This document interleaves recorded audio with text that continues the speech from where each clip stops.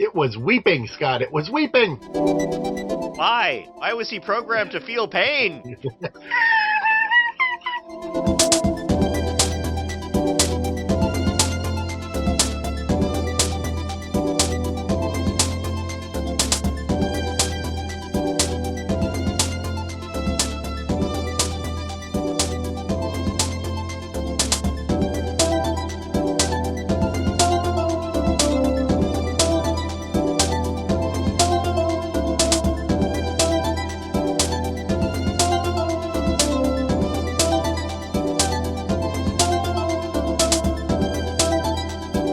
Hello, and welcome to Is That Some Kind of Japanimation Thing? A show that really misses the obnoxiously animated karaoke subtitles for the opening and end themes, because it knew you meant a human was doing subtitles, you fucks. Oh. My name is Scott. And I am Justin. And I guess I have to bleep that, because I don't want to be in the naughty house for YouTube for saying that in the first 9 seconds. They changed the rules recently, but they'll change them back. I know them. This episode is sponsored by Hobby Link Japan, which is your home to a number of figures, kits, magazines, cosplay goods, accessories, tons of merch. You can get plushies. You can get all kinds of plushies. The link is in the description. That is the affiliate code that lets them know that I sent you. Otherwise, you can support the show directly via Ko-fi. That link is also in the description. Ko-fi, right now we are close to getting our bonus episode where I describe every single legal kerfuffle related to the Robotech franchise I can find. I am reading up about... There is so many things FASA did between 94 and 97. Fascinating. They blew up my favorite mercenary company in BattleTech. They did. They were the Fightin' Urukai. Was that actually the name of the There were tons of Lord of the Rings references before 1997. And funnily enough, all those planets and mercenary companies got blown up by the clans. or in the Fourth Succession War, because they did not want to get sued anymore, and they really wanted to make money on their video games. God bless you, Faza. I'm trying to, I am going to do some dubious things to asset files in my copy of the BattleTech game, so I can get the Fighting Urukai logo in the list of options for my mercenary company. Mod that shit. It's not even a mod. It's literally like you just replace one of the PNGs with a PNG of that logo, but the same name. I'm not a hacker, Scott. I don't understand how these things work. But Scott, can you get a plushie from Hobby Link Japan of an AI that steals your beer? I wish that the AI. I wish that the Carole and Tuesday had a more extensive plush line, because I think the cute little robots would do that. They'd be nice as plushies. They have little Muppety arms. It's also worth noting that maybe the tariffs are gone, so that means the shipping will normalize. Or at least they're considerably lower, so that... Welcome to 2026. The de minimis is still not back, but you might be down to $10 a box instead of 80. So we are continuing Carole and Tuesday with episode number 17th, Head Over Heels, directed by Noriyuki Nomata, who did 4 episodes of Godzilla Singular Point, also for Netflix, 5 other episodes of this series, and was the series director, the series lead on Classroom of the Elite Season 2, written by Kimiko Ueno, known for being the series composer, so head writer on Astronaut, which I adored incredibly, did 7 different Shin-chan movies, and was series composer on the new Ranma, which is also very nice and much more popular than Astronaut. Much more popular than Astronaut? Yeah, much more popular than Astronaut. Astronaut is a very short show about a guy who gets a job cooking as a cook for a rooming house, but the rooming house is run by an alien. Okay. It's a rom-com. It's a rom-com. Sure. I like the sound of that. Short, rom-com, aliens. Boom. 3 of my favorite things. The rooming house turns into a giant mech at the end to fight an alien invasion. 4 of my favorite things. 5 of my favorite things. Well, there you go. Yes. I'm liking it more and more. Elaborate base transformation sequence and fighting aliens. We start our episode with fucking Erdogan. Man, I hope he gets his. I hope he really Erdogan. gets his. Maybe he'll have some consequences for his actions soon. I want to point out that his Japanese voice actor just shouts random English, which is one of my favorite things in anime, is just one character that shouts random English badly. Love it. Love to hear it. But he is partying. He has 2 ladies. He is partying. He is too busy to listen to his robot accountant. And his robot accountant steals all his crypto and runs away. I was so happy about that. You love to see it. You love to see little black foreclosure bots just like, oh, we're auctioning this. Oh, that's his Banksy? We're taking that. His cars. They even take his phone, which I'm like, yes. I mean, yes, it's an asset, but rude. Just a little grabby. I'm just like, that's mine now. They're cruel, but fair, I think. Absolutely fair. Because, you know, people get foreclosed on so fast the second their account's empty, especially the rich. That's how it works. I got a bit of a Schitt's Creek vibe from that. Yeah, like I think the robot may have done something specifically to trigger foreclosure early. We cut over to the production team joining together. They're going to rent a real studio now. They're going to actually not record in some random homeless guy's house. I guess he's not homeless. He's just kind of a weirdo. They're going to rent a studio, and he's eccentric, Scott. He is an eccentric. And it turns out that purely organically, the girls are rising up the charts. They are now in the top 50 for their single. So they're feeling good. They're feeling ready to record. And we see that Erdogan is allowed to sleep by his pool. I don't know if they haven't locked him out of his house, or they haven't. No.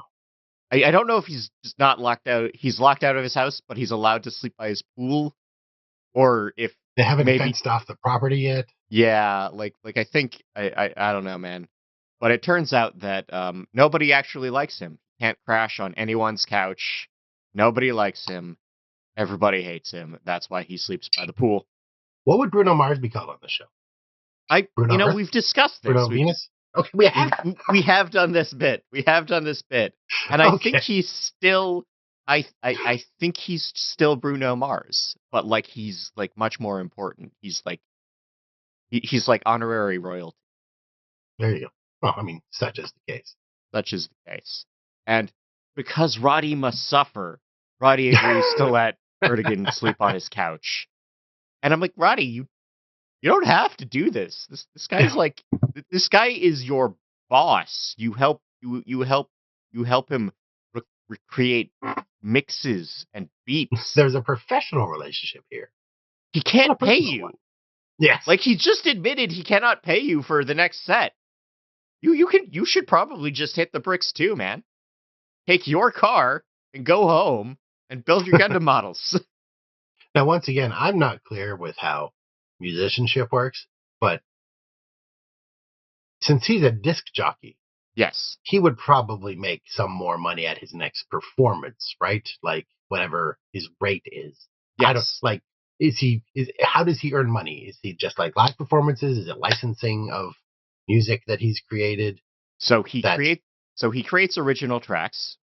We know that. And he does live shows. So he should just book a live show or two, right? Yeah. That's it. Like ask for, try to get some, just get a club to, just set up a residency at a club and get an advance. And Erdogan will maybe be you spinning.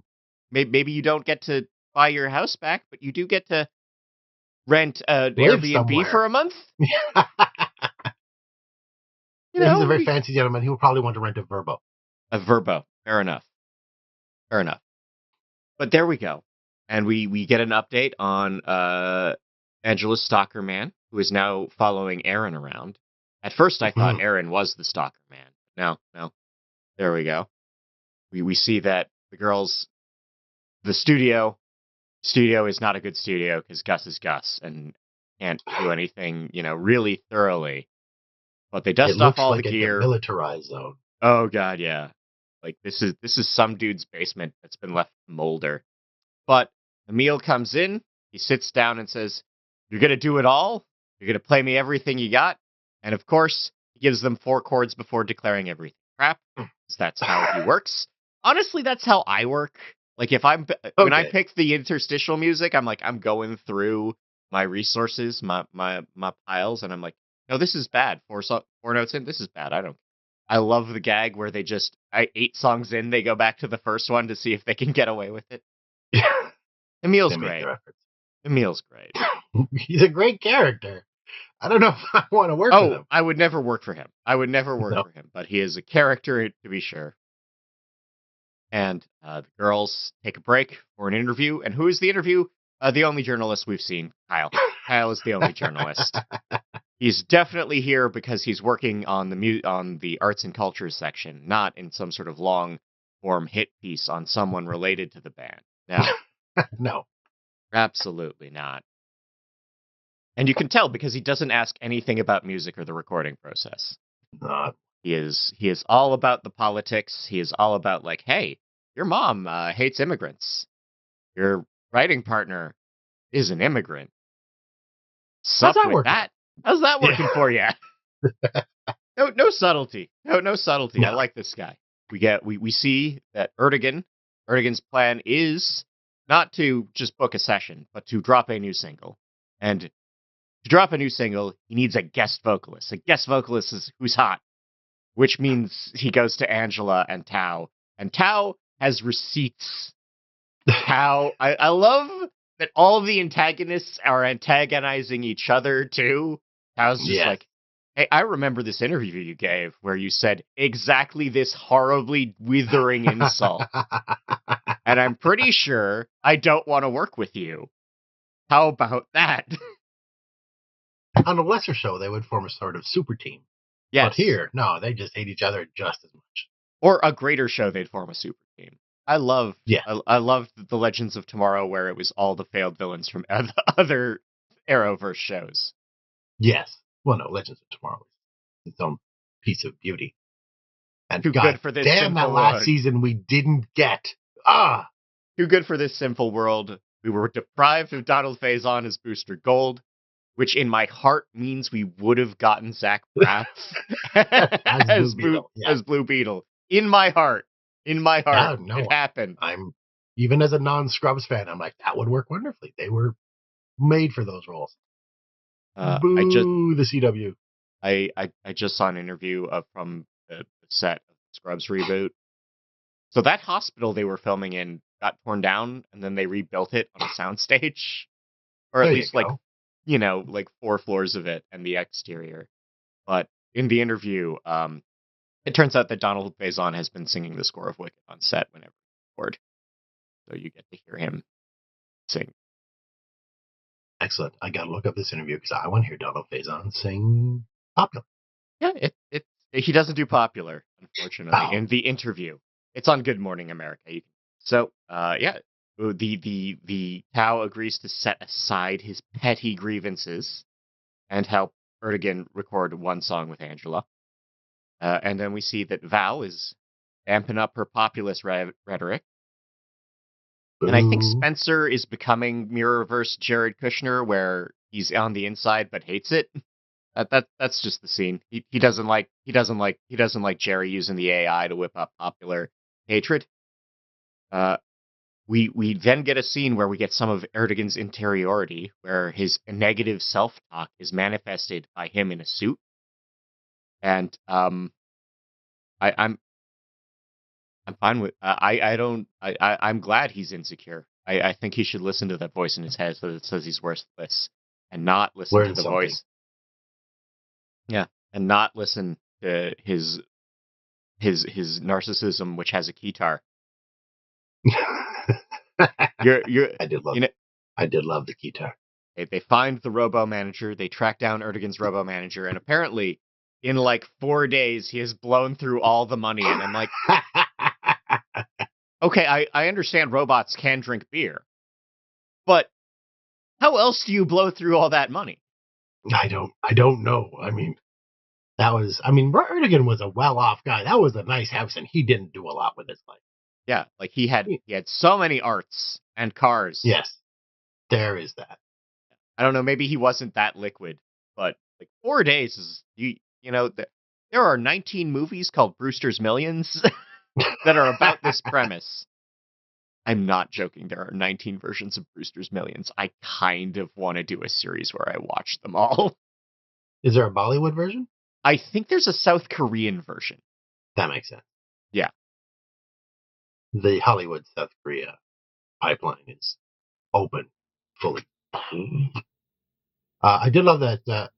Who was it who said he's loose with women and dirty with money? Now, like, that's what we want from our musicians. That's what we crave in our idols. No, like our artists should be debauched and terrible, so that we can, obviously, aspire to live vicariously, judge.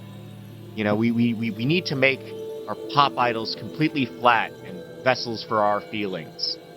This is a theme of the show, guys. This is a theme of the show, and it's why AI is so important in pop idolism, because that just makes you even flatter and even more vessel-y. Anyway, the Black Knight kills Aaron, man. Straight up kills that guy. I do love that he's a Popeye AI. His nose grows as he lies. Yeah. I love little Pinocchio robot. I don't know why you would build that in as a feature. You can just program them not to lie. That's what you do.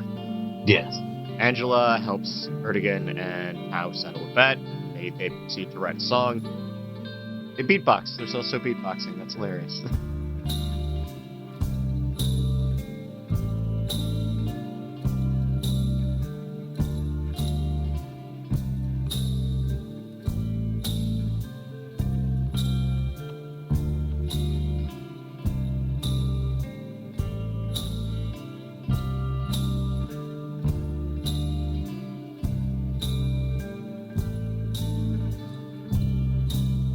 Our next episode is 18, Only Love Can Break Your Heart, which is metaphorically true, but there are a lot of things that can break your heart.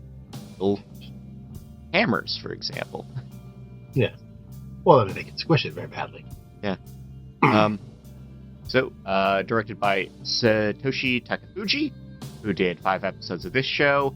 I want to remind you that Wikipedia is wrong. Wikipedia keeps saying this episode is directed by Satoshi Nakamoto, which is the guy that invented Bitcoin. Totally different guys. And someone... Well, I think you would enjoy the show. I mean, presumably he would. He also did 2 episodes of Time Bokan, or the 24th series of Time Bokan. Time Bokan, there's a lot of Time Bokan. Take your word for that. Yeah. And it was written by Yasuhiro Nakanishi, which for some reason I forgot to write down what it is. Quickly do the IMDb here.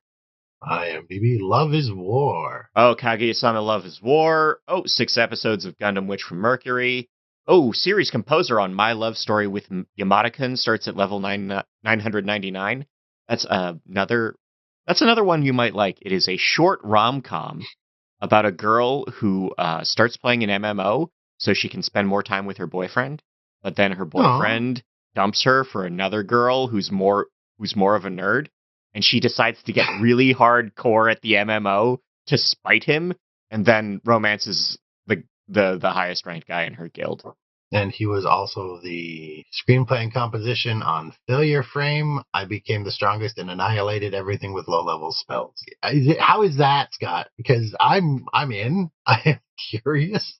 See, so, okay. Pause. Short serial fiction mostly lives on a platform called Wattpad. It's like Kindle Unlimited, where you get paid by the number of pages people read. So people kind of just churn out. So there are a bunch of authors churning out, a chapter a month or two. A few, a good chunk of words a month as opposed to a long novel every year. And and there's a huge subgenre of either guys who die and get reincarnated in actual MMOs, worlds that work like MMOs, or just lit RPG. There's no reincarnation factor. And in order to differentiate themselves, they don't come up with good titles. They describe the premise, and that's the title. It's like if the romantasy section of your bookstore just had the AO3 tags on the cover. All the TV tropes listings right in the title. Yeah, your TV troping. You just go to the romantasy chunk, and it's enemies to lovers, dark academia, Omegaverse. That's it. Oh God. So anytime a show has a very long title, I probably can't tell it apart from another one unless it's funny. Like reincarnated as a vending machine, so now I wander the dungeon is funny because he's a vending machine. There we go. I have no idea what Failure Frame is like, as I can't tell it apart from I Love My Mom and her 2-hit combos, or a kid from the last dungeon zone moves to the boonies and is shockingly strong. I'm sure that each have something unique and individual. Yeah, it's whether or not it's whether or not the love interest is a tsundere or a kudere. I think I know what that means, but I'm on day 7 of a nasty cold, folks. My brain's working at 70% if we're lucky. In Evangelion, Asuka is a tsundere, where she acts aggressive and mean but wants to be warm. And I don't know if there's a good example of a kudere you might remember, but they tend to come off as cold and isolated, but also want. Oh, right. Yeah. So everyone wants to be warm. No one is just tired of all this shit. Yep. Yeah, Eren got wrecked by a Waymo. We determined that it was an attack by someone hacked. Our stalker is a skilled hacker. He made a Waymo run someone over. Waymos normally just stop at any obstacle. Yeah. As unlike you have to be a hacker to do that. It's not a Tesla full self-drive. Okay. Besides, Waymos are actually run by guys in the Philippines. They're not robots at all. That doesn't seem like that seems a little disingenuous to say you're an automatic driving machine that's not actually driven automatic. Wait till you find out about the Whole Foods no checkout system. Yes. So the girls are back in the studio. They are on their 30-second take of the last song, and they win. It's good. Neil is happy. Everyone in the recording studio is happy to be done. They will celebrate with pizzas.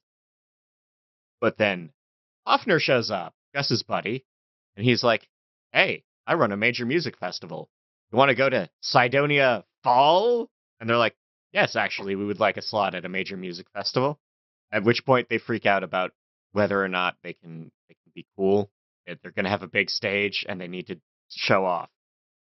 We see that Val is still being a Nazi. We see that Kyle. We get a bit more of Kyle's motivations as journalists.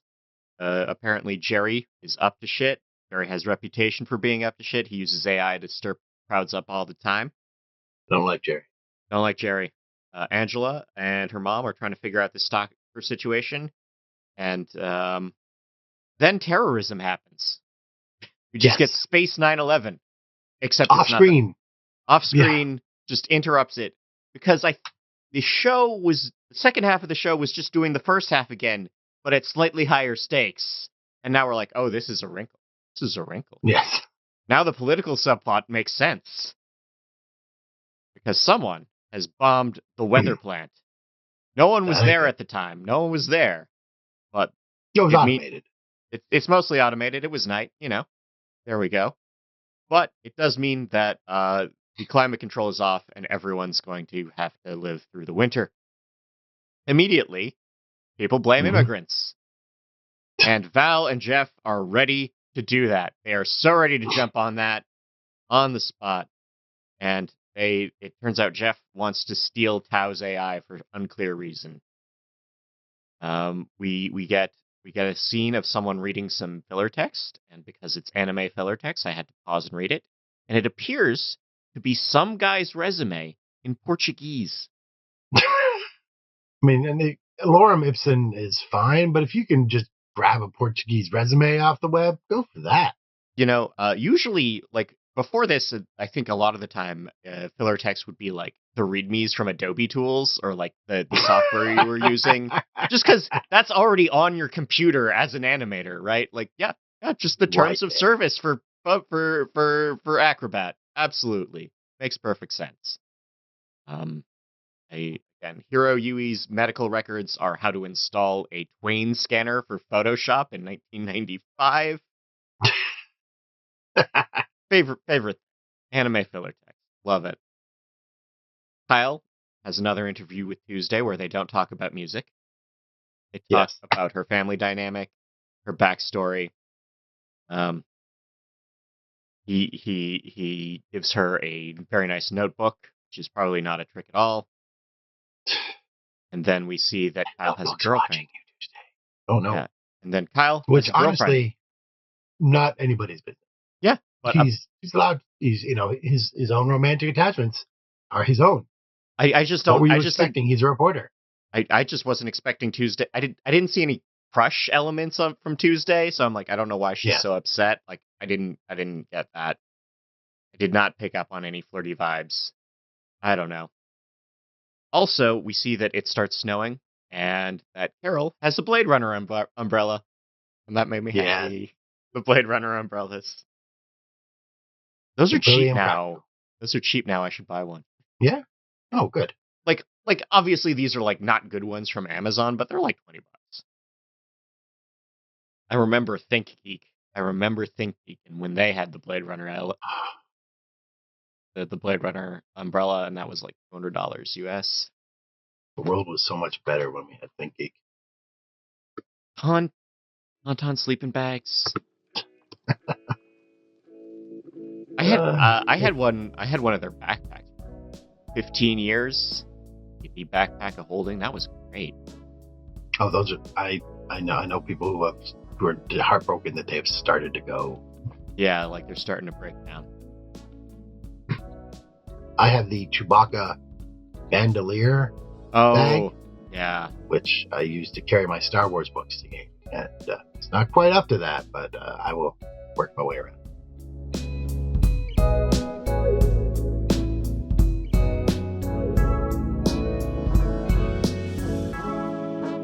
All right, so our next episode is People Get Ready, directed by two people, Ryohei Takeshita, who was the series director on Jellyfish Can't Swim at Night, which is about fashion design, and series director on Monthly Girls Nozaki-kun, which is a workplace comedy about running a magazine. Sounds fun. Other director is Motonobu Hori, who did Metallic Rouge and Super Crooks. I have not seen either of those. Our writer is Deko Ako, who has done a number of episodes of this, as well as the Shadowverse anime and the adaptation of Flying Witch. Angela's stressed out because a stalker killed her manager, her bodyguard. This guy came in to be her assistant. Got run over by Waymo. And Mom and Angela... I mean, Aaron was alive, right? He was just like freaked out. He was, like not wanting anything to do with her. Yeah, he's got some broken bones and he's going to take some time away himself. And Tao decides to play detective. Tao is a detective in this episode. So he starts going through her house, Angela's house, figures out that her robot pet has been hacked. He's feeding data apart. Oh yeah, he is remorseless about taking this poor rabbit apart. It was weeping, Scott. It was weeping. Why? Why was he programmed to feel pain? Oh. He didn't steal anyone's beer. I do love that Carole and Tuesday are like so terrified about performing. They're contemplating scripting stage banter. Yes. This is the bad idea phase where they're like, okay, we're going to write our stage banter and we're going to do cool things. And by which I mean we're going to ask the backup band to do dangerous things. And it's like, how about you light your guitar on fire? Can you play bass with your teeth? What if we just suspended the drummer upside down for the entire set? They're terrified, and I love that. I mean, like, no. Like, what do you do when you book like these girls have, they have booked like 6 gigs total, and now this is a big one. This is the big one, and they feel like they have to be big, and their ideas are bad. Yes. You just Jerry be yourself on a bigger stage, girls. That's all you got to do. Yeah. I mean, I have a theory about how when music left concert venues for arenas, the acts had to get bigger, which is why you saw, light stage shows grow up, but also it's why hair metal takes over in the 80s. It's just they're bigger. They're bigger already. It's like it's very hard for a pop rock act to really fill a stage that big. That's why we need that smaller. Need smaller venues. Kiss. But it's Kiss. all Kiss. It's all Kiss. Like it's so hard to. I used to go to a blues festival in Thunder Bay, and you can't. The blues is the music for a small room. You can't have a big amphitheater for that. No. You need a small, accessible stage because most of the musicians are blind. Yes. Or have other physical impairments. Yes. A good ramp. Make sure there's a good ramps. Good ramps. Make sure the bass guy can walk the other guys up. Yeah. One-sided high bases. One-sided band member per touring act. Mandatory. It's part of the blues. It is part of the blues. Jerry visits Tao, and Tao's like, "No, I know you're sinister. I know you want my crowd manipulation tech for your politics, which are bad. I know that. I've seen Macross Plus, sir, and I know what happens when an AI that's designed to feed on people's emotions gets turned on in a situation where it's not a concert. I know, Jerry, that you are going to turn this into Skynet." And then the city of this city on Mars will transform itself into a giant robot and fly off into space and try to shoot everybody up. Yes. What happens? What happens? Some dude's going to be kept in constant jeopardy because it's the only way he can feel alive. Danger edging, Jerry. Danger edging. Tao is the only guy who gets Rocco's Basilisk. He's the only guy who gets it. And we go to the festival, and we see that Carole spots a guy she remembers from the orphanarium. And then he plays it cool. He totally pretends he didn't know her. And then we get surprise Angela. Angela's going to play the festival. She's going to debut Erdogan's new song. This Erdogan has booked a gig, which means he's probably still on Roddy's couch because it hasn't occurred to him to just get a hotel yet. Erdogan is a roommate. A rude mate, more like that. Erdogan, nobody likes you. Nobody likes you. And then we get the conclusion of the stalker plot, where we see that that Black Knight has told a guy that he can get backstage passes. He found the sketchiest looking guy at the festival just to make a point. So security finds a sketchy guy and tackles him, and it's like, "No, I've been framed." And then it's like Tao, and then Detective Tao is like, "Aha! If he must be on the inside." And then Tao has a sonic attack, I guess. Yes, he murders him. He straight up uses the entire stage sound system to just wipe out this guy's brains. Darth Vader came from the planet Vulcan and said he'd melt my brain. He did not mess around. Yeah. So Erdogan is ready to go. He's hyped. He debuts his new song with Angela. I'm gonna say it's a bit of a bop. Yes. This is the first Angela song I've liked. It gives me the feeling that if Blues Traveler existed on Mars, well, they'd be Red Traveler. No, yes, maybe Blues Traveler. But this is the song that Hook would be about. Yeah. Doesn't matter what I say, as long as I sing with intention. And the girls, they realize that no, it would be dumb to do stupid stunts, and they just sit on the stage and they talk about how they just chill and they chill out and they play a new song, and it's pretty good. Sweet little song. Sweet little song. The musicians just snapping in the background. Love it.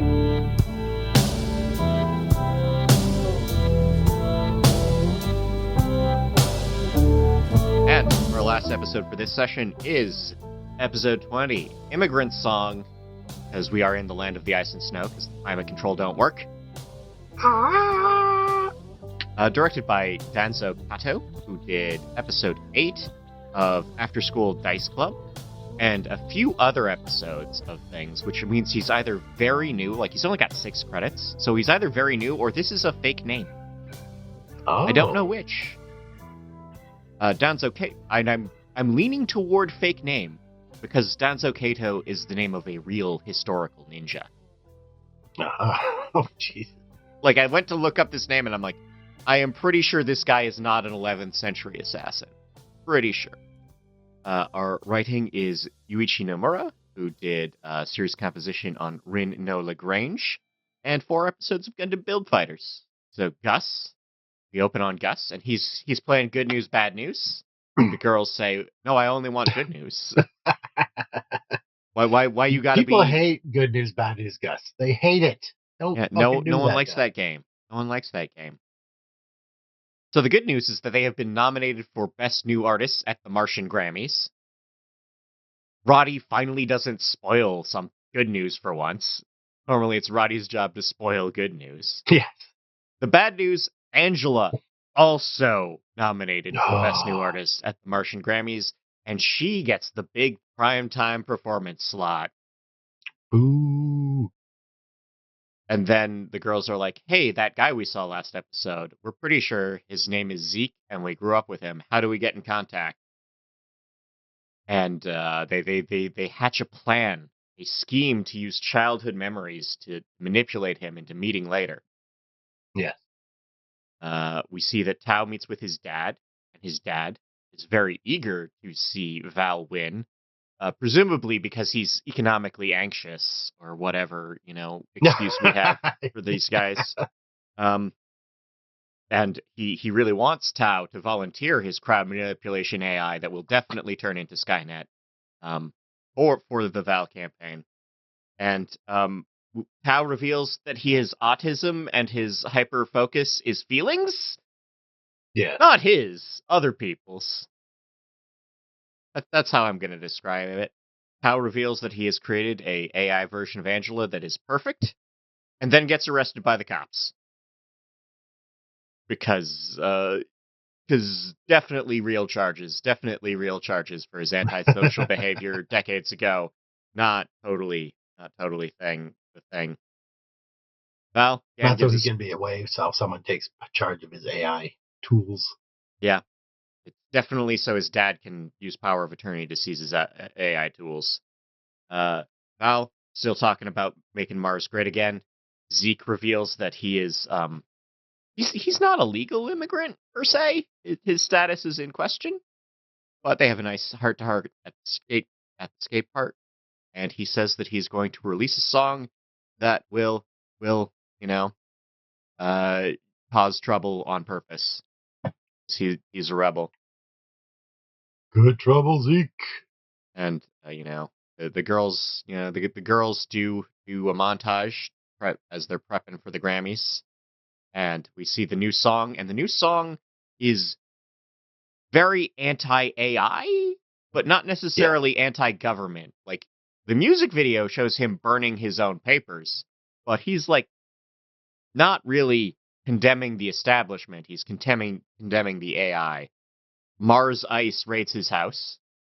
The flak jackets literally say M Ice or Mars Ice. I don't know. No one's subtle. No one's subtle in this show, man. When did this episode come out? 7 years ago. What? 7 years ago. Yeah, Angela meets fake Angela, and it's freaky. Yes. And we see that Mom and Angela are arguing about how to, best be a real fake Angela in this situation, because they don't have Tao to tell them how to do it. They have a discussion about who controls whose career and life, and then Angela's mom has a heart attack. And that's the Yes, episode. she's been ill all episode. He has been ill for the past couple appearances, and now this is just straight up heart attack. Yes. That was a painful sounding grunt. You knew she was having a rough day with that. But yeah, as you mentioned, the show did seem to be looping back upon itself. Yeah. So I am glad upping the stakes in the political storyline adds a little bit more. This is where it's coming together. This is why we spent all this time with Carole's mom. But we've only got 4 episodes left, Dustin. Where do you see this going? They'll use the power of music to bring people together and prevent a terrible politician from getting to power, because that is the fantasy that we really have needed for this whole past decade. What can we do to stop the worst people in the galaxy? No, seriously, what do we need to do? No. Tell me, and I will go do it. I mean, I don't think I can write a pop song that ties it all together. Maybe we can figure it out. I will read a pamphlet. Someone help.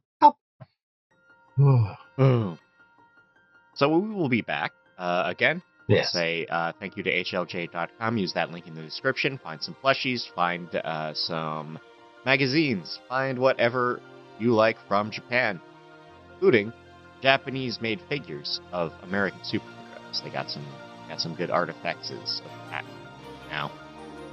Excellent. But you can also back us on Ko-fi. We will be back with a new episode when we have a new episode. Huzzah. See ya. Don't forget to like and subscribe. Blah, blah, blah, blah.